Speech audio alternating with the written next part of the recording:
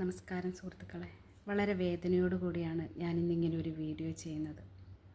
2-3 ദിവസങ്ങളായി ഞാനും നിങ്ങളുമൊക്കെ വേദനയോടുകൂടി കാണുന്ന ഒരു ന്യൂസുണ്ട്. കാശ്മീർ പഹൽഗ്രാം കൂട്ടക്കുരുതി. അതിൽ കൊല്ലപ്പെട്ട നമ്മുടെ സഹോദരങ്ങൾക്ക് ആദരാഞ്ജലികൾ അർപ്പിക്കുന്നു. ഈ കുരുതിയിൽ പങ്കില്ല എന്ന് പാകിസ്ഥാൻ ആരോപണം നിഷേധിച്ചുകൊണ്ട് പാക് പ്രതിരോധ മന്ത്രിയാണ് ഇങ്ങനെയൊരു പ്രസ്താവന പുറപ്പെടുവിച്ചിരിക്കുന്നത്. എന്നിട്ട് ഒന്നും അറിയാത്ത പോലെ ഒരു അനുശോചന പ്രകടനവും. ആർക്ക് വേണമെടോ തൻ്റെ ഈ അനുശോചനം കൊണ്ട് പുഴുങ്ങി തിന്ന. പണ്ട് മുതലേ പാകിസ്ഥാൻ ഇതേപോലെ നട്ടലില്ലാത്ത കുറേ പ്രസ്താവനകൾ നടത്താറുണ്ട്. തീവ്രവാദികൾക്ക് ആഹാരം വെച്ച് ഇലയിട്ട് വിളമ്പിക്കൊടുത്തിട്ട് ഞങ്ങൾക്ക് ഒന്നും അറിയില്ല എന്നൊരു കൈകഴുകൽ.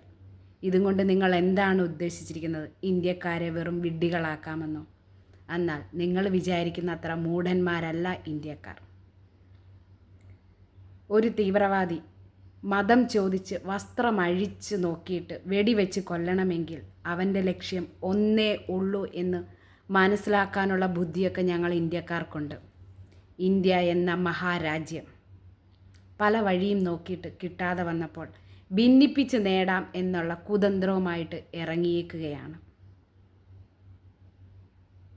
വസ്ത്രമടിച്ചു നോക്കിയും മതം ചോദിച്ചും വെടിവെച്ച് കൊല്ലുന്നത് കൊണ്ട് ഇന്ത്യയിലെ മുസ്ലിങ്ങൾക്ക് ഒരു പ്രയോജനവുമില്ല. അപ്പോൾ അത് ഇന്ത്യക്കാരായ മുസ്ലിങ്ങൾക്ക് വേണ്ടി ചെയ്തതാണ് എന്ന് പറയാൻ പറ്റില്ല.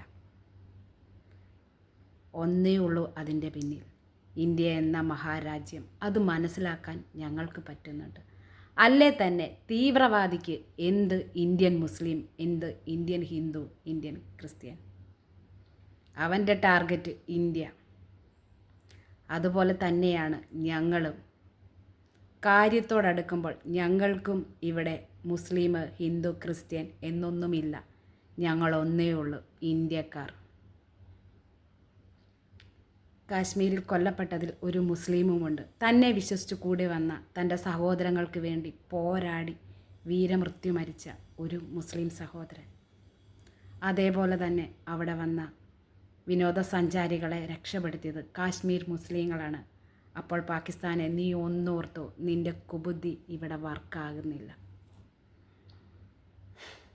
നിനക്കില്ലാത്ത ഒന്ന് ഞങ്ങൾക്കുണ്ട്, നട്ടെല്ലും ബുദ്ധിയും. ഭിന്നിപ്പിച്ച് നേടുക എന്നുള്ള നിൻ്റെ ആ കുതന്ത്രമുണ്ടല്ലോ, അത് നിൻ്റെ കയ്യിൽ വെച്ചു.